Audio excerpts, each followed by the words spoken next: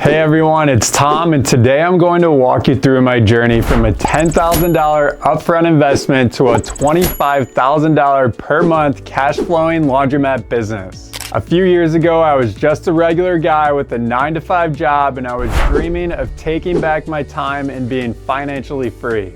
So I stumbled upon Laundromats through a networking group that I joined. This group was focused mainly on building enough passive income with the goal of having everyone in the group leave their jobs and live life on their own terms. After being a part of this group for a while, I quickly realized there were two investments everyone was making, one in real estate and the other one in small businesses. I spoke to multiple guys in that group that owned small businesses, and the ones making the most cash flow with the least amount of stress were the guys who owned laundromats. Laundromats have given me a ton of freedom these past couple years, and today I'm going to walk you through every step I took to get there, so let's dive in. Alright, so there are 5 important steps that I took to get my first laundromat, and these are the steps everyone can take to purchase that first cash flowing laundromat business. Step 1, identify your purchase area. So I started by identifying a market with high population density and limited laundromat options. I knew that a laundromat in this kind of area would generate a lot of income based on the research I had done, meaning there was going to be little competition from other laundromats with a large customer base that was already existing and using that laundromat. Good population density means there are a large pool of potential laundromat customers. The second step I took was doing a direct outreach campaign. So I started my direct outreach campaign by putting together personalized letters and sending those out to the laundromats I was interested in purchasing. In that letter, I explained who I was with a small amount of background information, and then I put an image of myself so I can make it more personalized and show the laundromat owners that I was a real person reaching out to them and not just some random guy. This went a long way and has landed me dozens of high-quality laundromat leads. I still get calls to this day from people that received those letters months and even years ago.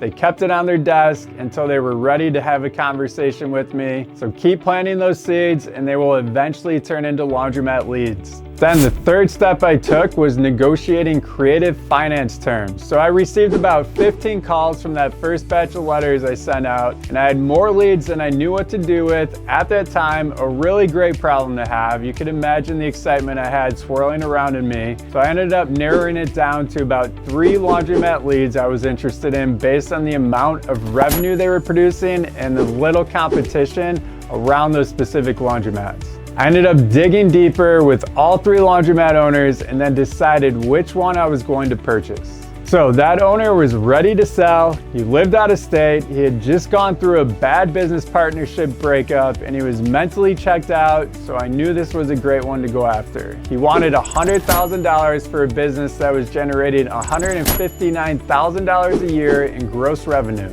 That number made sense to me, so I agreed to his purchase price, but I had a couple conditions that he needed to agree to. I told him he needed to carry the loan, known as seller financing, on an 8-year note with a 5.5% interest rate, with me only putting down $10,000 as a down payment. This allowed me to buy the laundromat without a bank, or without a private investor, or without needing to get my credit pulled. I didn't need my credit at all for this purchase. So the seller agreed to these items, which made this a low risk, high reward investment.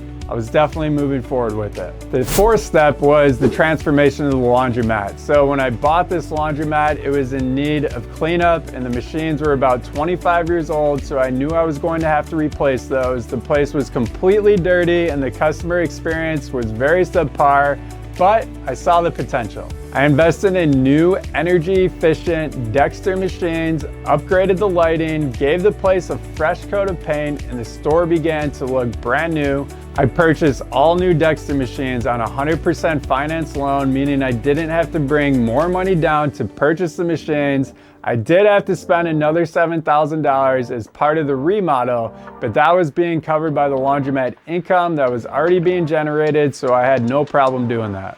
The next and final step I had to focus on was growing the business, which for the most part took care of itself. Word of mouth marketing got around quickly that the laundromat had been brought back to life, and we started gaining customers back that hadn't been to our business for years. I got a ton of great feedback, and within a year and a half of the store upgrade, I was able to grow our store revenue to just over $300,000 a year, which equals $25,000 a month, netting me close to $100,000 a year in my bank. Not bad for a laundromat that didn't cost much to get into and that already had a thriving customer base. These laundromats exist everywhere in the US and Canada, and it is an incredible time to go out and buy one. There's about 35,000 laundromats in the US alone that already exist, and many of these are owned by baby boomers who are ready to retire and they're ready to let somebody else take over their business. So if you made it this far in the video, you're obviously interested in creating financial independence through laundromat ownership, so check out my free training that walks you through the 30-day checklist to find, buy, and operate laundromats passively.